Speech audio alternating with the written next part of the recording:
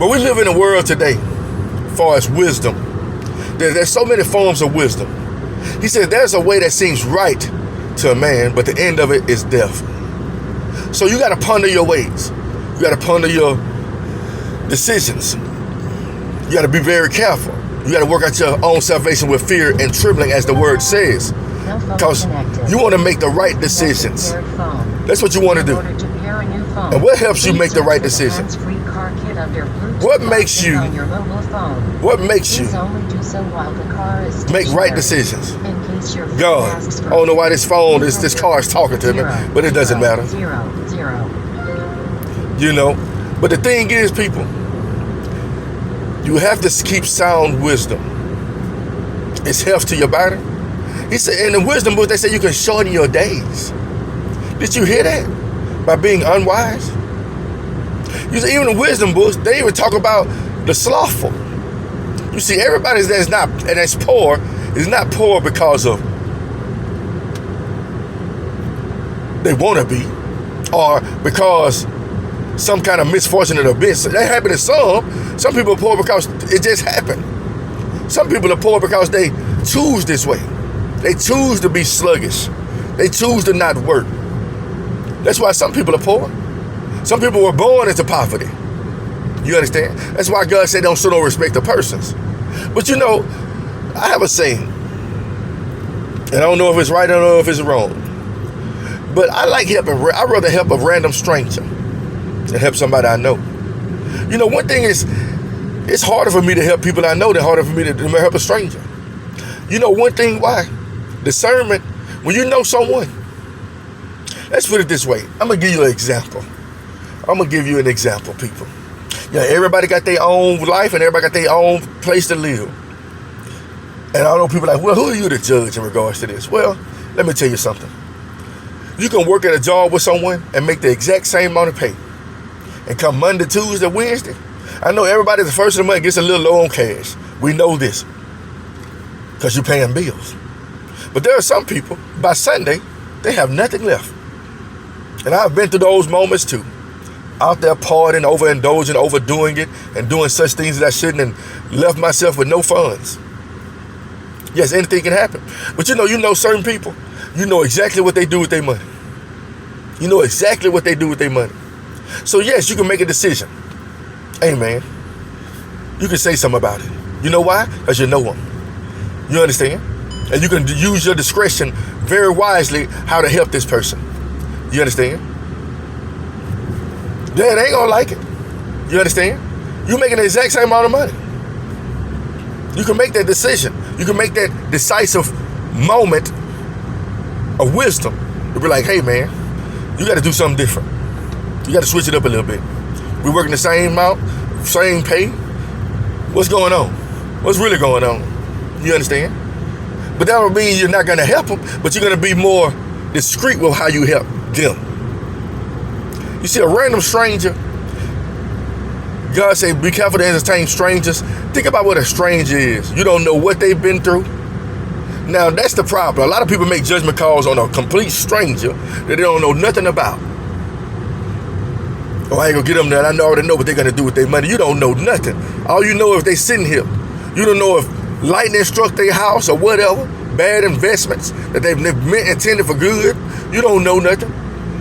You see, God gives a story about this, about the Good Samaritan, about the man that was attacked by thieves and robbed and left for dead and sitting there. And people would pass by, and some people walk across the street. And they just assume he brought it upon himself. But the fact of the matter is, he was robbed and he was beaten and he was left for dead. And the Good Samaritan showed compassion on him and put him in a hotel room, gave him some money, they left him leftover money. Hey, if it's all anything else, I'll come back and pay it. Now, who was neighborly to him? Do you understand? That's how we're supposed to be with the poor. Not trying to worry about what they've been through or what they did, trying to make a judgment call in regards to that. Now, you can do that with your family members because you know them. You know them. You know what they do. The people you close to, you know. Golly, man. Golly. And that's righteous judgment. I don't care how you look at it. We live in a world, people always say, don't judge me. We live in a world where we have to make judgment calls. I don't care who you are. People just don't like to be told when they're in error. Like he said, a fool hates reproof. You can't tell them nothing. So guess what? If I can't tell you nothing, I'm not finna keep helping you. It's simple. I mean, you ain't paying attention to the instruction I'm giving you. You understand? Well, I might as well do what the word says. Cast not your pearls before swine or before the dogs, lest they turn around and trample you underfoot. Because you keep helping the wrong people, that's exactly what's going to happen. It's going to bring you down, and you're going to get mad.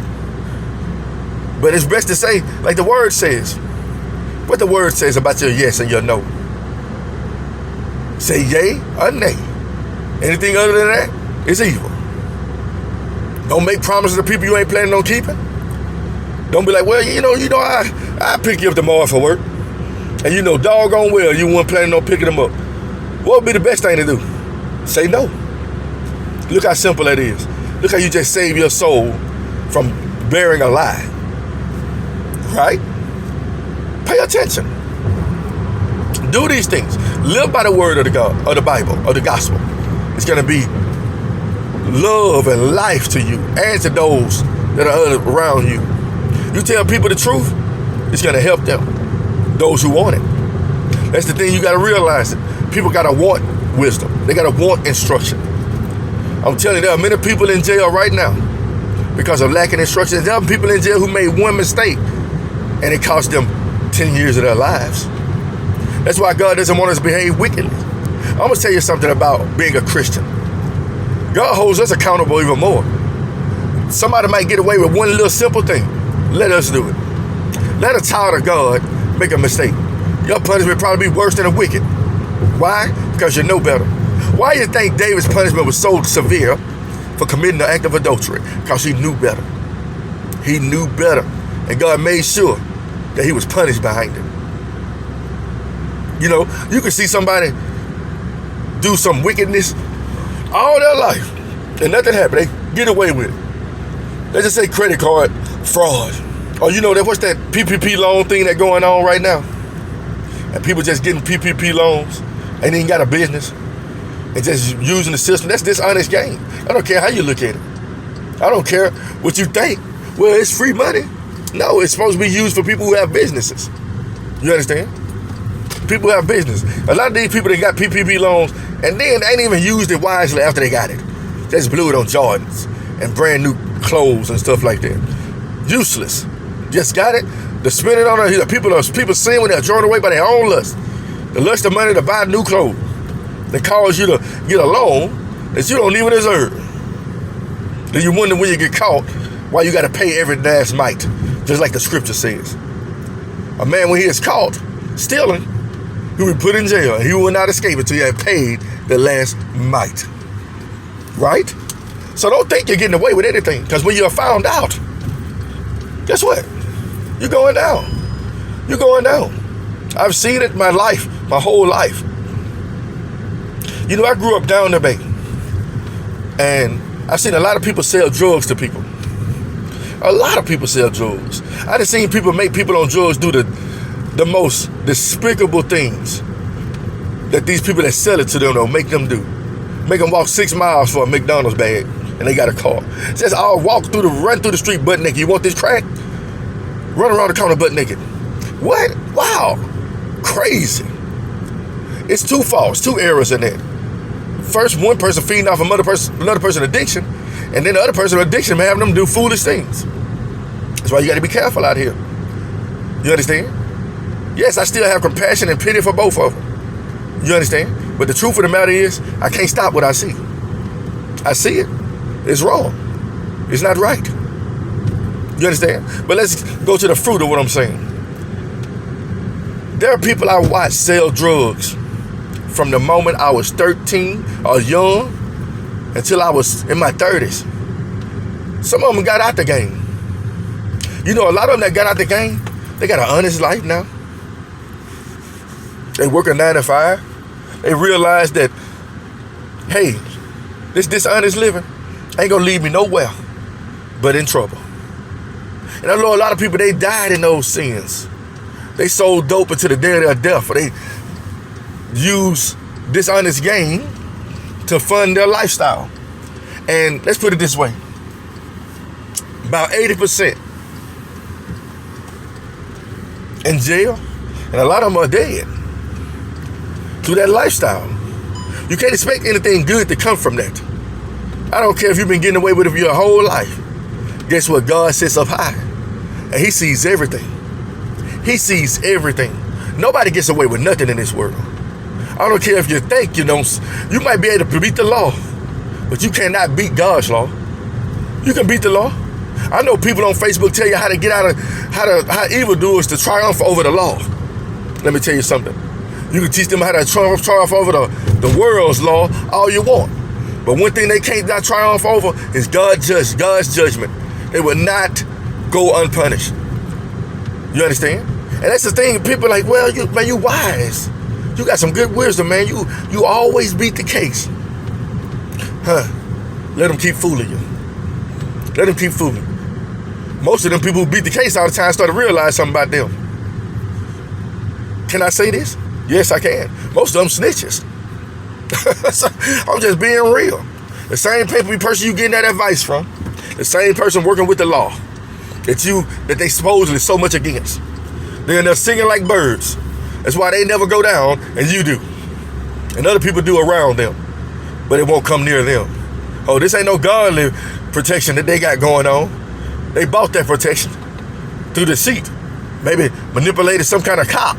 Maybe paid this cop off, or paid this person off, or telling this and that. That's why they still on the streets. And people look at it like, man, they gotta be good. Yeah, keep believing that. Don't let these people fool you.